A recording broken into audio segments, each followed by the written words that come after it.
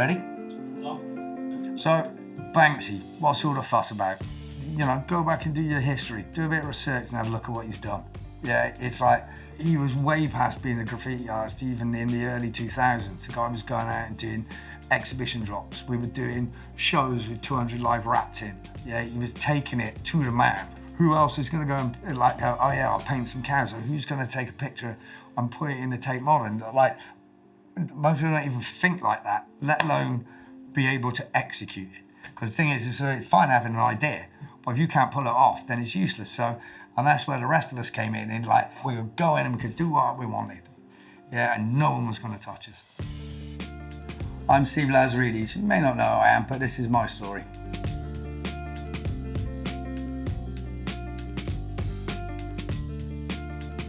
I was born in Bristol in 1969. Rumour is that my gran had good gypsy heritage. I was diagnosed at the age of 49 with being bipolar and ADHD, and like, I was out of control at school. But didn't meet my father till I was 18. Had a funny surname and grew up in the countryside. It wasn't great, and I was in trouble most of the time. A teacher took me under his wing and gave me a work placement with his father at the BBC. And I wanted to be a cameraman. So I borrowed my friend's dad's amateur photography portfolio and blagged my way onto a course. It was Robin of Sherwood that had Sean Connery's son in it. It was massive at the time. I was blown away by realising for the first time that you could like earn money without having to put hard physical labour into it. And it just totally like spun my mind, and I'm like, yeah, I'll have some of that. Education was a way out. It's like I took it seriously. So I'd go on my exams, and as soon as I could leave home, I did. I had no financial support for college whatsoever. So my only way of doing it was earning my own money. So I DJ'd when I was there. I went on and I got scouted by an agency that looked after some of London's biggest photographers. And I'd got a reputation of being able to work with the like arsiest photographers. Not long afterwards, decided to never rep photographers again. Like, if you think artists are bad, photographers are worse, way worse. I'm old enough to remember seeing my first piece of graffiti. It was mind-blowing. It was the 80s, and anyone who grew up in the 80s knows the 80s were grey. And you know, you walked around and suddenly there's this blast of colour in the middle of nowhere.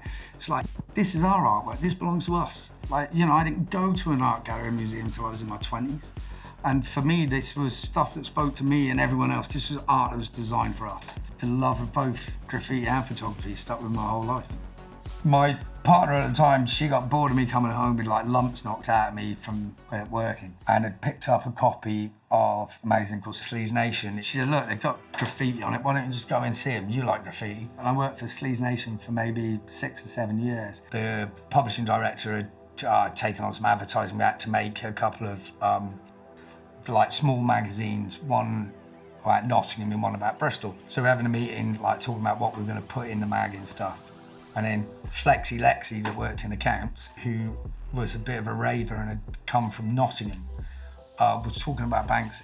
Through my contacts, I'd managed to get a hold of him, got the all clear. I go and meet him down in Bristol, down by a place called the Arnolfini, that's been an arts space in Bristol for donkeys. And I met him and I saw his work and it blew me away, man. It's like, you know, I'd been into graffiti for a long time, and like, I saw his shit and like, I was hooked by the second image. Only ever really been interested in working with innovators and people that are willing to fucking push it and do something different.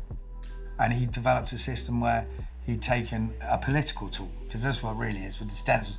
The first time I ever saw stencils was in Czechoslovakia, and they were all politically based, and they're done in that way because you can get in, you can hit the stencil and you're out in 5 seconds. You know, it was a total game changer for graffiti, because before, like, I don't think you could get a tag up in the time that you can get a stencil up. It had a message and it was funny and it was different. He had fucking balls. He put his shit in places that no one else was willing to go. Yeah, it's the volume of it. It's just like, I was fully sold. Yeah, and like my thing then was like, I'd do anything to help this kid and be involved in this. After we did the shoot, we went out and had a few beers and then a few more. And he asked for my number, didn't think anything of it. Went back the next day to pick up my car. Someone had stolen it. So I then, a couple of weeks later, I get a call out of nowhere from him asking me to go and take some pictures. He'd asked me for a lift to Bristol. All right, cool. What are you doing? He said, I'm going to pick up some screen prints. And he was picking up the Rue Copper. What are you going to do with them? He said, I'm going to take them to the Anarchist Book Fair. I'm going to sell them for a £5. Oh, you're a fucking idiot. I said, well, I'll buy them off you for 20 quid each and then sell them on for 50 quid each. I said, why don't we just set something up and start selling them properly? And it kind of went from there, really. Banksy at the time, when I first met him, had an agent called One-Eyed Steve, who had a glass eye. It was classic, glass eye. And I can't remember what his real job was. I think he was part of the music industry. I was landing up selling more of Banksy's work than Steve was. And then Steve fucked off with all his money at the time, and then I landed up becoming the manager. They were all kind of accidental moves. Once every couple of weeks, I'd have to go out and buy 2 new burner phones with cash and not giving any address. My shops became further and further outside the centre of London because I didn't want to keep going back to the same one paying cash for burner phones. I landed up with like a room full of burner phones, and these are just ones I kept. I've been pretty brand loyal. It's 90% Nokia there. I had one special burner phone, which I carry with me, which was for a scam that we had. That sometimes when they got out painting, what they do is take out a sheet that we made up so it looked like it was from a film company saying that they were painting it for a film that was going to be filmed later. And I knew if that phone rang, then someone was in trouble. It worked several times. It's I got Banksy off when he'd painted on Old Street, just by when they phoned up, because I know who's already phoning. I'm like, fuck it. I said, what side of the street are they painting on, mate? He'd say they're painting on the other side. I said, oh man, I'm really sorry. I said, paint. I said, just thick as fuck, mate. I just this is the second time this happened this week. I'm really sorry. I'll get him to repaint it. And that was it. It was done. Nothing felt impossible. We'd go off and do ridiculous things, and it was, him coming into the studio and go, oh yeah, I want to paint some cows. It was you'd take it in your stride and it'd be right, okay, let's find what we can paint them with. Eventually, with the cows, we understood that they kind of needed to be held still by someone that loved them before you painted them. Otherwise, they get a bit antsy, cows. It's, stuck in a stall, and when they're moving around, it's not particularly fun. But watching Banksy chase them around really was.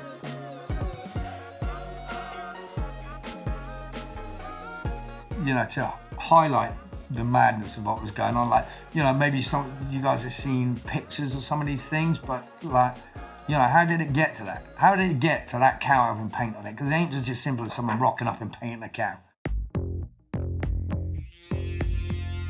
Here we are at number 10 Acklam Road Studios. It's a shitty little place tucked under the Westway, a famous road in West London here. Yeah, I've got fond memories of this place. Come on. I'll show you a bit of magic. So this is the place where Banksy had his first proper London studio, given to him by Wall of Sound Records and its owner Mark Jones. And it was either this one or this one. But I smoked a lot of marijuana back in the time, and I can't quite remember, and it's 20 years ago. Unless you put someone like a PI following me, I think I would have been the only link that would have brought someone here. And no one ever found any of his studios, so it's, we kept a tight ship. He used to infuriate me. I'd spend all my time trying to hide his identity, and he moves here, and then within 2 weeks had done 4 pieces within 200 metres of his front door. He had one of his pieces that was directly facing the A40 in the direction the traffic was coming. So up here, he had maximum visibility. And I don't think people ever chase the studio, people chase the person, and the person didn't exist. So, no, I'm glad we kept the studios pretty tight. Cool. I never looked this happy when I came out normally. Over the years, I did many ridiculous capers with Banksy. One of my favourites, he said he wanted to put his stuff right in the Natural History Museum. We've been in before, we've done it before, I've watched him do it. We'll go in, it's carpet paint on the back of the painting, it's up, it's on, he's out. You're talking 5 seconds and he's gone. Yeah, and that's the way all the other capers work. We were in, boom, out. This was slightly different. I'm fastidious about getting my kit together, because when you're shooting with stuff like this, it's not like doing a normal photography shoot and stuff. You don't get it. It's fucked. It's you don't get the pick. Yeah, you're on the run with them, and you've got to make sure you get that picture no matter what. Otherwise, it doesn't exist. the Natural History Museum on any kind of holiday is rammed. And he picks a space that's just behind the big dinosaur that they've got in the entrance. Much to my surprise, he pulls a drill out of his bag instead of a painting. I'm thinking, right, so this is gonna be fun. And I go to take the first picture and my flash goes off on my camera. I think, fuck. You know, I've never fucked up like this before. I'm in a museum and I'm using a flash camera and I'm just like, put a spotlight straight on him. And he carried on and like, you know, bless him, he drilled 2 holes in the wall into some like Victorian tiles, put some raw plugs in, some screws, put his piece up on the wall, took the paper down off it, and went. You want to know why he stands apart from anyone else? Yeah, that's why he stands apart from anyone else. It's not just the concept, it's the concept and having the balls to go through and actually execute it. That was a tough move. It's like, there's no wiggling out of drilling holes in the wall in a natural history museum. You get caught and you get nicked. There you go, Banksy in perfect condition, hidden under some perspex. As you can see, hemmed in on all sides. But it's still here, still in the middle of Notting Hill, and they still got it going. So, you know, I had various roles over the years for which I was given notes to speak out, which is all right until you start reading it and you think, oh, he's got me reading this. You know, this is the manifesto for Santa's Ghetto one year, which is one of the shows done, which is written on the back of his like rude snowman card. He's obviously left it and gone back to it a few times because you've got black pen, blue pen, pencil. It's like, mate, just make your mind up.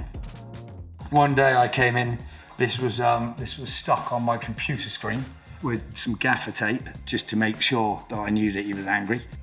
And I'll tell you what it says, even though you won't be able to probably run it. Steve, whoever is responsible for that second advert in X-Ray is a fucking prick.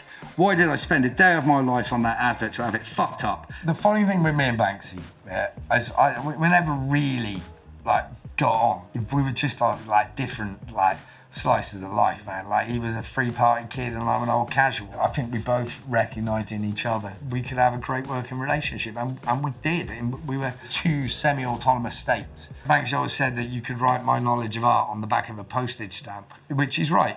All it says is, do you like it? And that's all you need to know about art. Anything else is bullshit. One of my favourites that I'm putting in, and is arranged to go, is the old Rude Copper. This was pinned up on our door. Banksy, myself and a couple of others set up a company called Pictures on Walls. We really wanted to make cheap, affordable art for the masses. Like, for a very short moment in time, we made a difference. And like, we made it okay for ordinary people to like art. Pictures on Walls for people like, you know, Jamie Hewlett, 3D, Mode 2, Fail, Bass, Invader. You know, we had a bunch of people, and it was funny because like some of them that like this was the first time really their work had been portrayed as art. And so this is him doing the original sort of mission statement for Pictures on Walls. It's by far the proudest thing I've done, and by far the most powerful thing I think he's done. Unfortunately, our wonderful concept backfired in a couple of years when the screen prints were starting worth thousands of pounds. This was, again, like a note from him to like me and Kevin that used to work in Pictures on Walls. And these are like early sketches of like, this is like a early sketch of the I Fought the Law print, and this is the famous Napalm print.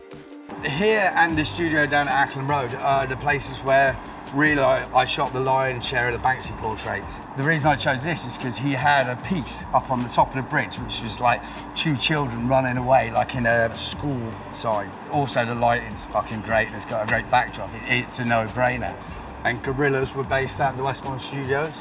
So that's how we got to know Jamie Julien and him going on to work with Damon Albarn at a different point. It was a studio, so it was kind of dedicated to people that were doing like arts-based stuff. So it was nice. It wasn't like a load of like startups like sat in offices with no chat. And it was the 90s, man. It was loose. We had a good time.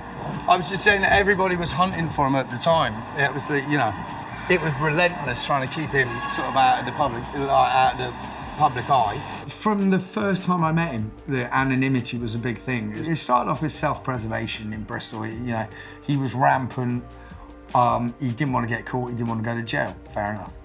And then, as the years went by and as it went on for longer, I think that the anonymity, it became like a disease. And I'd said to him that, I said, why don't you just out yourself? It's like no one's going to believe it. It's like everyone has this figure in their mind. Like they have a folk hero. Everyone's built him, yeah, and it looks different in everybody's mind. And it ain't you.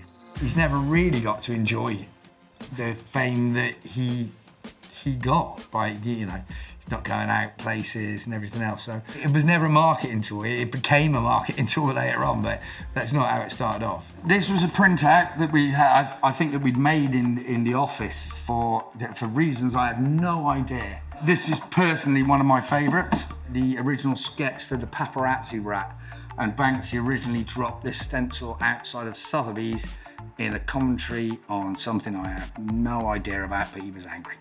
And again, this is his early style, he just used black pen and just simple work on paper, and then he'd take it and he'd photocopy it and he'd put some Tipex on it and then do it again, and then he'd use that to then blow up and make a stencil when he was doing them.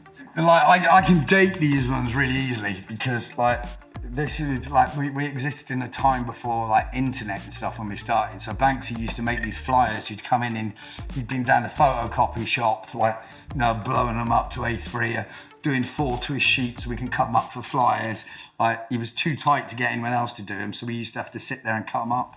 The registration document for Banksy's website, this is what powered them all forward. Yeah, without the internet, these guys were dead. It was localized. You were famous in your area. You were famous in Notting Hill. That might not even get you fame across London. Yeah, and then suddenly the internet came, boom. They can put their message out in front of hundreds of millions of people. It ain't called the World Wide Web for no reason. It goes everywhere. There's an acetate that Banksy had made of me, maybe dress up as a security guard and pose in the doorway of the Masons building in Covent Garden. And it actually got painted on the Palestinian wall, and I've got a picture of it somewhere on the wall. These two beauties have followed me wherever I've been and been on the wall in my studios. They're super early Banksy pieces. I couldn't put a date on it, probably pre-1997 maybe. And I just love them. And I think that's in a kind of precision weaponry, I think, used that kind of imagery. And that hooded figure I'd seen used in other paintings that I don't think ever saw the light of day. Woo! The Puma shoes. The mythical Banksy Clydes. I don't reckon there was more than 7 pairs made. I'm not sure. There's a whole thing about it on the Puma website. Inside, there is a Banksy tag.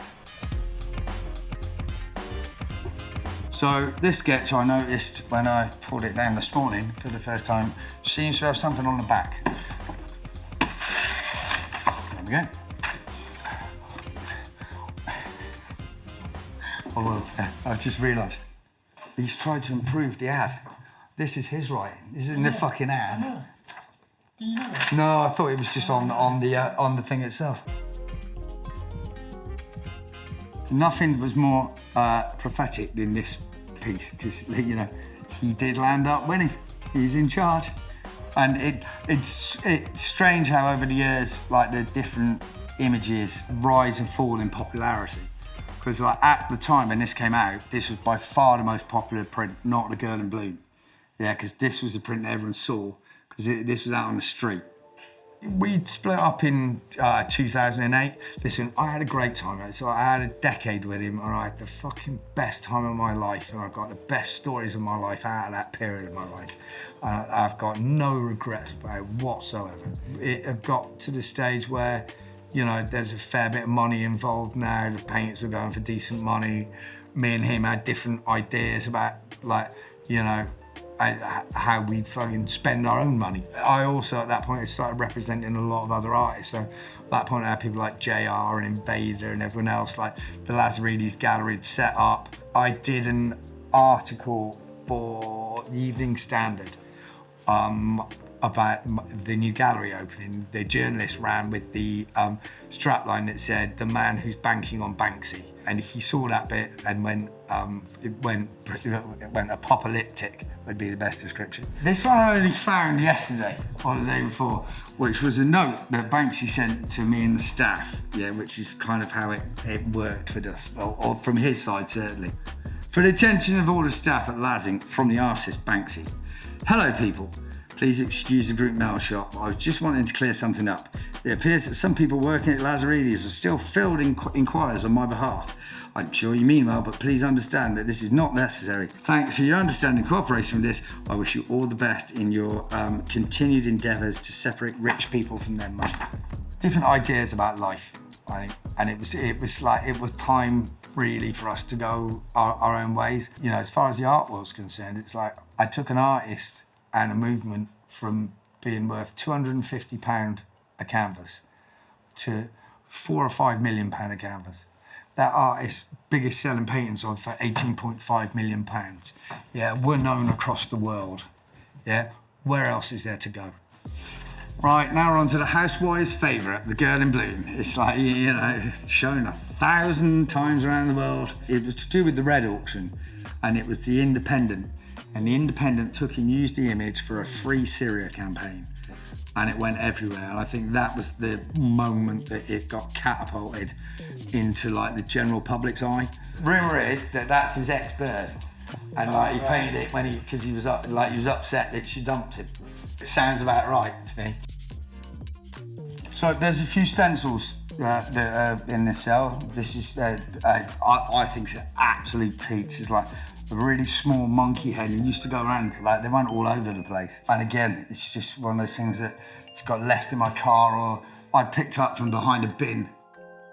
One of his stencils, and he's cut out paper. The last stencil, and one of my favourites, is Banksy's drill boat rat. And on it you can see that he's definitely not taking it somewhere to get professional stencils cut out. You can see like all of the pen lines and the cuts, and it's just a great piece. The rats and the monkeys are what made him. And then there is captured 5 minutes and 32 seconds of footage of him installing the tape written. We'd done a dry run the day before, and everything had been fine. I get to the door with the camera, I get stopped by security. You can hear me having a conversation with security. I then put the lens cap back on the camera, and literally, like, the play's in motion, I can't do anything, you've got to capture it.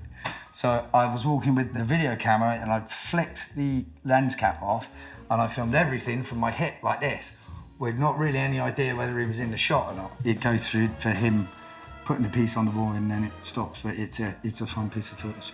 It's hysterical. It's like I said, he looks like Inspector Clouseau. It looks like there's a joke about to happen. About an hour and a half into it, the painting fell off the wall. You ain't ever seen people jump so high in your life. It's like being in a museum and something's fallen off the wall. It's like, you know, Harry didn't like wipe out 3 or 4 people with heart attacks. I don't know. Yeah, it was a great thing. And then I went to go and collect it the next day, and some cheeky fucker had already picked it up pretending to be me.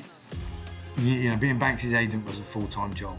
Yeah, it was difficult to rep other people while you had him on board, because he's like, he outshadowed everybody else. You know, it was all encompassing. It like it was 24/7. It's like, you know, that's why he's great. He never stops. I facilitated all that because I believed in his brilliance.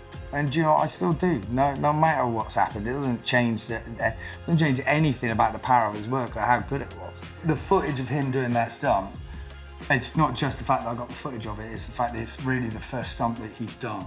That then sparked off everything else. You know, going to the Natural History Museum, the British Museum, going out to New York and doing the things out there. We're all really inspired by it, doing that one event. He's unlike any other artist that's ever existed. Yeah, he'd infiltrated the general population, and that's never really happened before. It's like, you know, you can look at all your big artists like fucking Warhol, Basquiat, and the rest of them. You did a straw poll around the world about what artists people knew. Banksy's gonna win hands down. And like, listen, it depends how you view winning. See, the art world views winning as the piece of art that's the most expensive. Me, I look at it as the artist who's most up. So, guys, sold 2 million books. Made a movie that got nominated for an Oscar. Was rampant on the street, yeah?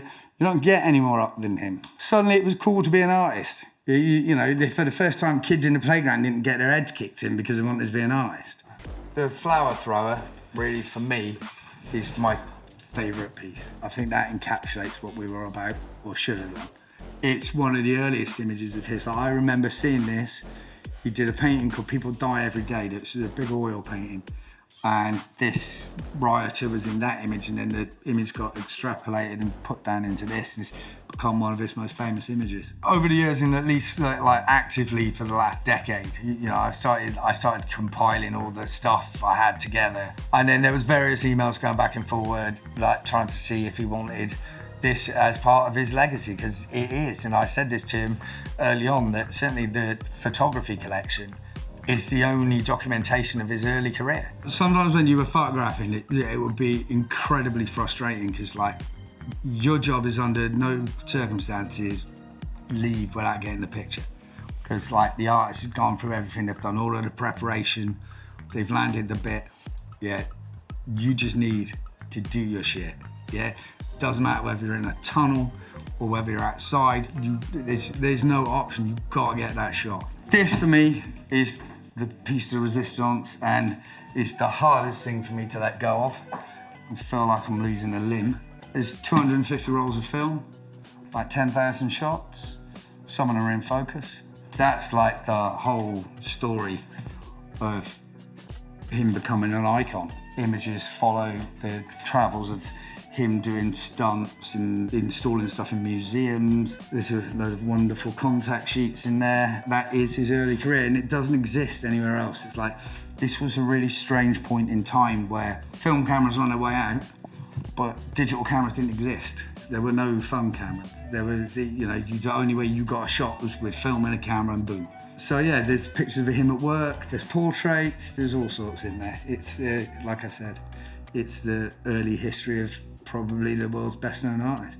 People have always asked me what it was like to be involved in this. I've always said that I don't really know, because we were in the eye of a hurricane. It's like everything was happening around us, and we were just stuck there, and we had no idea of like really the power of what we'd created, because we were living it.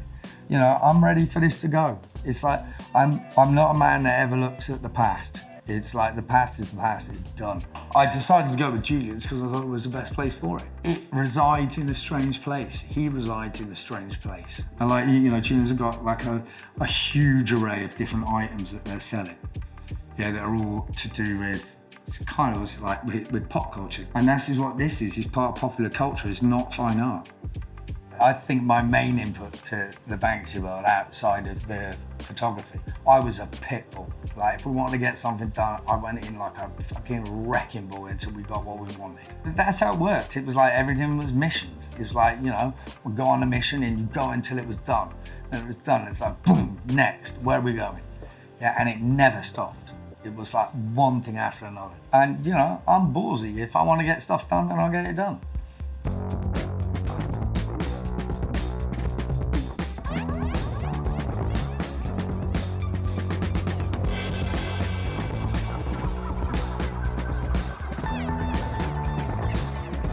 This is a portrait that I took of Banksy at Ackland Road Studios, actually, like 20 odd years ago. And this is the first one I put up. If I ask you, who is Banksy? Yeah. How would you react to that? Ask me the question. Who is Banksy? He's just gone by on that bus, top of the number 7.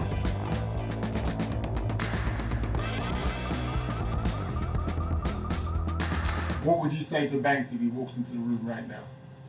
Want a cup of tea?